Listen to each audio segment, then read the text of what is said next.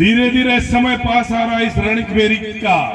रणबेरी बजी और चारों तरफ से ये हरावल दस्ता मेवाड़ का लग गया और आज जितेश भाई का रथ विजय की तरफ बढ़ने लग गया है। 12 तारीख दूर नहीं है, 13 तारीख की सुबह उठना है, पर अभी तैयारी कर लेना। अब रोजड़ों के घुसने का टाइम चालू हो गया है।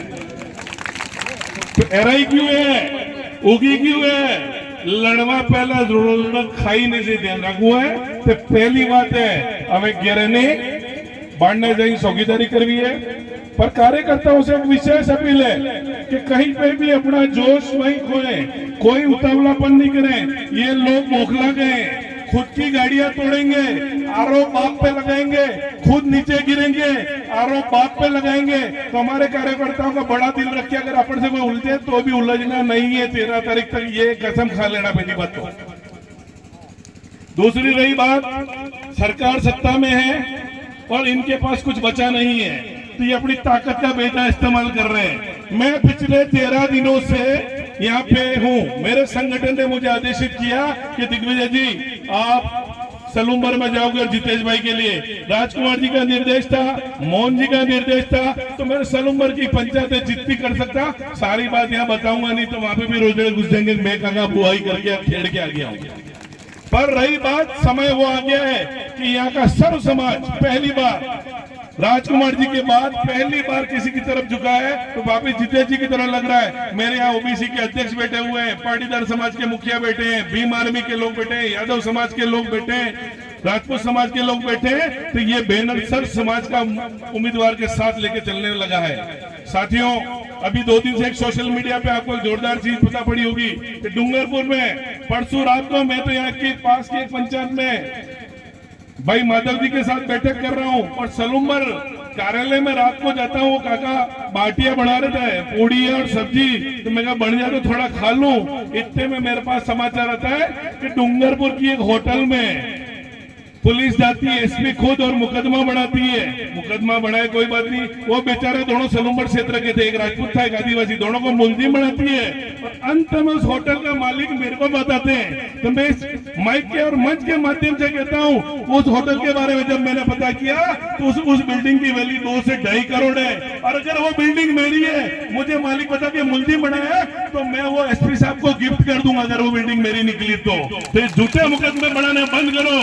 उसी दिन शाम को मेरे को एक लेटर ऑनलाइन और आता है कि आपका एक पुराना केस है, वो एक सामाजिक मुद्दा है, तो समाज का हॉस्टल बचाने के लिए हम लोग लड़े और एक बीजेपी के नेता के खिलाफ समाज लड़ा, 17-18 आदमियों के नाम, किसी को नहीं। और 7-6 तारीख का मेरे को एक मैसेज आता है कि कल 7 बजे 7 तारीख को सुबह डीवाईएसपी सागवाड़ा के वहां पेश हो जाइए। डीवाईएसपी सागवाड़ा को ऊपर से कहा गया कि आपसे पूछताछ करनी।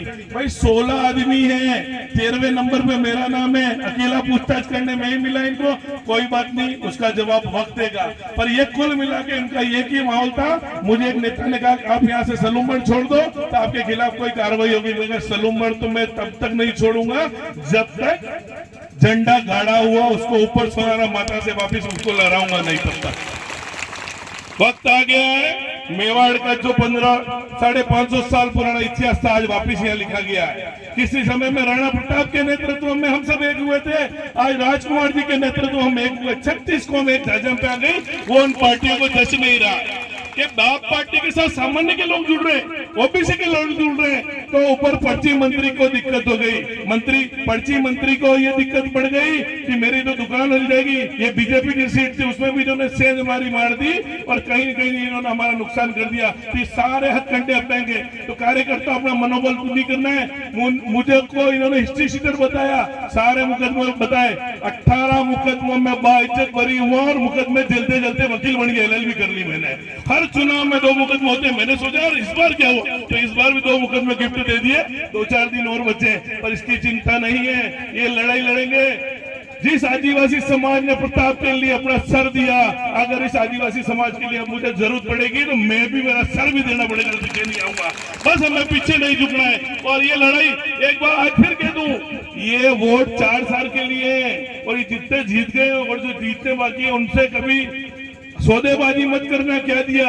ये 4 साल तक हमारे साथी रगड़ेंगे, इनको भी परेशान किया जा रहा है। ये नेता ही जो हमें दे रहे हैं। हमारी लड़ाई तो अगले चुनाव की है, जिस दिन हम 10 से 12 एमएलए यहाँ के लेके जाए और तब हमारे यहाँ के मंत्री उप मुख्यमंत्री क्या पता क्या क्या लिखाई होना है। तो 4 साल बाद की पाल बांध के काम करना और आज से इसकी शुरुआत कर दो।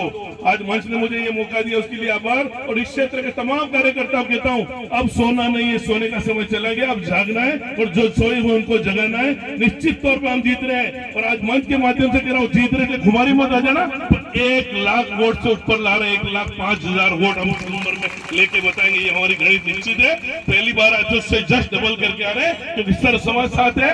आदिवासी समाज अपने समाज के लिए जाग चुका है। जय हिंद, जय भारत, जय जोहार, जय भवानी।